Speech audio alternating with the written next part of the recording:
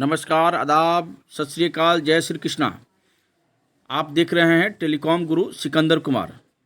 हमारा YouTube channel है telecom गुरु सिकंदर कुमार। अगर यह वीडियो आपको पसंद आए तो निश्चित तौर पर इस वीडियो पर आप अपना राय जाहिर कर सकते हैं। इसके साथ साथ हमारे यूट्यूब चैनल को लाइक कीजिए, सब्सक्राइब कीजिए और शेयर कीजिए ताकि इस प्रकार का वीडियो आपको रेगुलर बेसिस पे मिलता रहे। और इसके साथ साथ अगर आप हमारा फेसबुक देख रहे हैं तो फेसबुक पर आप हमें कमेंट कीजिए, शेयर कीजिए और मुझे फॉलो कीजिए ताकि इस प्रकार की वीडियो जो कि आपकी शक्ति, संस्कार और ज्ञान को बढ़ाने में अगर मेरी छोटी सी चीज़ें अगर आपको सपोर्ट करता है तो निश्चित तौर पर हम अपने आप को काबिल मानेंगे और अपने आप को कहेंगे कि मैं कुछ भी कर रहा हूँ वह समाज हित में कर रहा हूँ। जय श्री राम दोस्तों। नमस्कार, जय श्री खाटू श्याम। मित्रों, बंधुओं, आज हम एक ऐसी महत्वपूर्ण कथा को बताने जा रहे हैं जो कि प्रेम का भी प्रतीक है, ज्ञान का भी प्रतीक है, शक्ति का भी प्रतीक है और वह महात्माओं का भी महात्मा है। और उसके साथ साथ भगवान श्री कृष्ण का दूसरा स्वरूप भी कहा जाता है, जिसको कहते हैं ना कि हारे का सहारा खाटू वाला श्याम, खाटू वाले बाबा। मतलब आप जीवन में संपूर्ण रूप से हार जाते हैं जब आपको दूर दूर तक कुछ चीज़ें आपको समझ में नहीं आता है। आपका तन मन संपूर्ण रूप से आप थक जाते हैं, निराश हो जाते हैं, तो वह आशा की किरण है, तो वह है खाटू वाले श्याम। तो निश्चित तौर पर एक बार आप खाटू वाले श्याम की जयकारा लगाइए और उन्हें बोलिए, खाटू वाले श्याम बाबा की जय, हारों का सहारा श्याम बाबा। तो हम जिस एक ऐसे योद्धा की बात कर रहे हैं, एक ऐसे ज्ञानी की बात कर रहे हैं, एक ऐसे संस्कारी की बात कर रहे हैं जो कि संपूर्ण रूप से समस्त सिद्धियों का स्वामी था। माता के समस्त रूपों को उन्होंने प्रसन्न कर रखा था और समस्त शक्तियाँ माता का उनका सुरक्षा कर रही थी। उन्हें कोई हरा नहीं सकता था, उन्हें कोई हताहत नहीं कर सकता था। और वैसे ही बाबा का, उसी भगवान श्री कृष्ण का एक स्वरूप खाटू वाले श्याम, जो भी जाता है, जो भी उनसे मांगता है वह उनको पूर्ण करते हैं। तो आइए भगवान के हम उस स्वरूप का वर्णन करते हैं और समझते हैं कि खाटू वाले श्याम जी कहाँ अवस्थित हैं। दरअसल खाटू वाले श्याम बाबा राजस्थान के सीकर जिले में एक कस्बा है। खाटू वाले श्याम बहुत ही प्रसिद्ध है, वह महाभारत कालीन मंदिर बताया जाता है वहाँ पर। तो निश्चित तौर पे आप वहाँ पहुँचिए और एक बार उनके दरबार में अपने मन से, कर्म से, वाणी से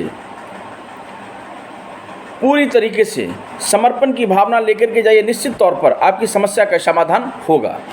तो हम समझते हैं कि महाभारत युद्ध में एक पात्र ने बहुत ही महत्वपूर्ण भूमिका निभाई। इन्हें खाटू श्याम के नाम से जाना जाता है। आइए इनके बारे में जानने की कोशिश करते हैं। महाभारत के युद्ध में बर्बरिक नाम के धनुधर ने बड़ी अहम भूमिका निभाई थी। बर्बरिक की गिनती दुनिया की श्रेष्ठ धनुधरों में की जाती है। विशेष बात यह है कि बर्बरिक ना युद्ध लड़कर पांडवों की जीत की वजह बने। कौन थे बर्बरिक? समझते हैं बर्बरिक जी के बारे में। बर्बरिक भीम के पुत्र घटोत्कच के पुत्र थे। बर्बरिक को आरंभ से ही धनुष विद्या में रुचि थी। बर्बरिक को भगवान शिव ने वरदान दिया था कि वह अपने 3 बाणों से 3 लोक जीत सकते हैं और उन पर विशेष रूप से माता की भी कृपा थी, क्योंकि उन्होंने माता के समस्त स्वरूपों को, समस्त रूपों को, नवों रूपों को अपनी ओर आकर्षित कर लिया था। उनकी इतनी सेवा की थी कि माँ ने उन्हें प्रसन्न होकर के समस्त शक्तियों का स्वामी बना डाला था।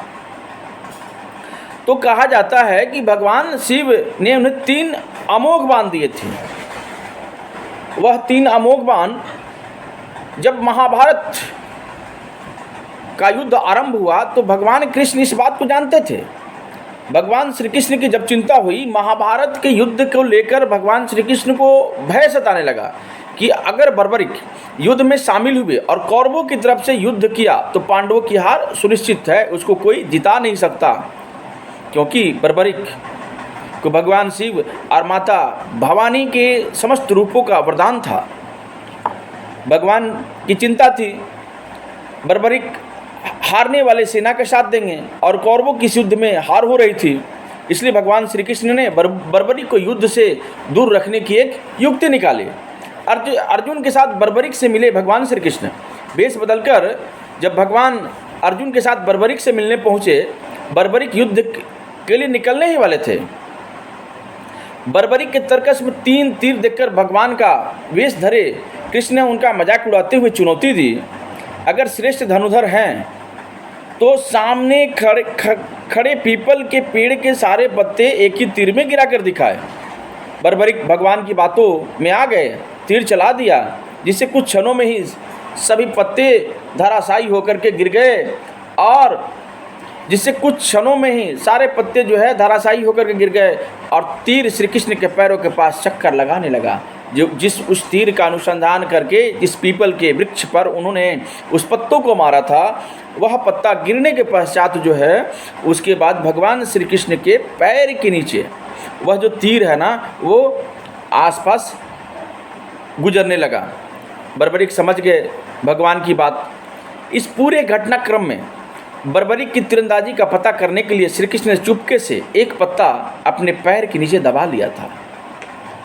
बर्बरिक को ये बात समझ आ गई। उसने मुस्कुराते हुए भगवान से अनुरोध किया, अपना पैर पत्ते से हटा ले ताकि तीर जो हमारे इस धनुष से निकला है वह अपना कार्य को पूरा कर सके। अब भगवान बर्बरिक ने माँ का वचन जो दिया था, जब श्री कृष्ण भगवान को यकीन हो गया, जब वह समझ गए कि बर्बरिक जिस तरफ से भी लड़ेंगे दूसरे पक्ष की हार तय है, इस पर उन्होंने पूछा कि बर्बरिक किसके तरफ से युद्ध करोगे? तो बर्बरिक ने उत्तर दिया, अपनी माँ को वादा कर चुके हैं, जो पक्ष हारेगा उसी पक्ष से वह युद्ध करेंगे। बर्बरिक ने शीश कर दिया भेंट। श्री कृष्ण द्वारा ब्राह्मण के वेश में बर्बरिक के पास पहुँचे और दान में सिर मांग लिया। बर्बरिक महान धनुधर होने के साथ साथ बात के भी धनी थे और वचन के पक्के थे। बर्बरिक अपना शीश काटने से पहले भगवान से विनती की कि वे सिर्फ एक बार अपने वास्तविक रूप को दर्शन करा दे। भगवान कृष्ण विनती स्वीकार कर ली, अन्य कोई इच्छा बताने को कहा। तब बर्बरिक बोले कि वो कटे सिर के साथ ही पूरा युद्ध को देखने की इच्छा है। श्री कृष्ण ने उनकी इस इच्छा को पूर्ण किया। श्री कृष्ण ने उनकी इस इच्छा को पूर्ण किया, उनकी इस अभिलाषा को पूर्ण किया, उनकी इस वरदान को समझा, उनकी इस वरदान को, उनकी इस ज्ञान को, उनकी इस महिमा को समझ गए थे प्रभु। खाटू वाले श्याम, हारे का सहारा खाटू वाले श्याम बाबा हमारा। तो जब उनकी इच्छा को पूर्ण किया तो बर्बरिक जी का सिर था एक पहाड़ी के समीप ही रख दिया, जिसे खाटू कहा जाता है, वहाँ स्थापित हो गया। यहीं से बर्बरिक ने पूरे युद्ध को देखा, जिस पहाड़ी पर भगवान श्री कृष्ण ने नमस्कार। देखो, इसके बाद में कलयुग में कहते हैं ना कि कलयुग में बने हारे का सहारा, यानी कि जो व्यक्ति हार चुका है, जो थक चुका है, जो निराश हो चुका है, जो छिन्न हो चुका है, जिसकी मस्तिष्क काम करना बंद कर दिया है, वह संपूर्ण मन और तन से थक चुका है। वैसे में भगवान ने बर्बरिक को आशीर्वाद दिया और भगवान ने उन्हें कल्याण का मार्ग को प्रशस्त करने के लिए उन्हें आशीर्वाद दिया। और वही बाद में भगवान श्री कृष्ण ने, इसके बाद श्री कृष्ण भगवान ने बर्बरिक को वरदान दिया कि कलयुग में लोग उसे कृष्ण के अवतार की तरह ही पूजेंगे। इस स्थान को खाटू मंदिर के नाम से जाना जाता है, जहाँ पर बर्बरिक की खाटू श्याम के रूप में पूजा की जाती है। भगवान ने उन्हें आशीर्वाद दिया, उन्हें शक्तिशाली बनाया और शक्तिशाली के साथ साथ सोचिए कि ईश्वर ने उन्हें कहाँ से कहाँ पहुँचा दिया। एक उनकी प्रयास, एक उनका संकल्प, एक उनका ज्ञान, एक उनका विज्ञान, सिर्फ इन चीज़ों को मिला और उसके बाद एक महात्मा बना दिया। और वैसी महात्मा जिसे संपूर्ण विश्व, संपूर्ण जगत के लोग आज खाटू वाले श्याम जी के नाम से जानते हैं। यानी कि श्याम का दूसरा स्वरूप जो है वो स्वयं खाटू वाले श्याम जी हैं। तो श्याम जी के पास जो भी व्यक्ति पहुंचता है अपने दुख को लेकर के, अपने संताप को लेकर के, अपने पीड़ा को लेकर के, अपनी व्यथा को लेकर के, अपने संस्कार को लेकर के, अपने ज्ञान को लेकर के, अपनी समस्या को लेकर के, जो भी उनके नगरी में उस खाटू वाले श्याम के शरणागत हो जाता है उसका 100% कल्याण ही होता है। क्योंकि ऐसा वरदान है और ऐसे महात्मा थे तो निश्चित तौर पर ऐसे लोगों को लोग दुनिया पूजती ही है, और पूजती है तो उसके शरीर को लोग नहीं पूजता है, उनका ज्ञान को पूजता है, उनके विज्ञान को पूजता है, उनकी शोध को पूजता है। तो एक बार मेरे साथ प्रेम से बोले खाटू वाले श्याम बाबा की जय।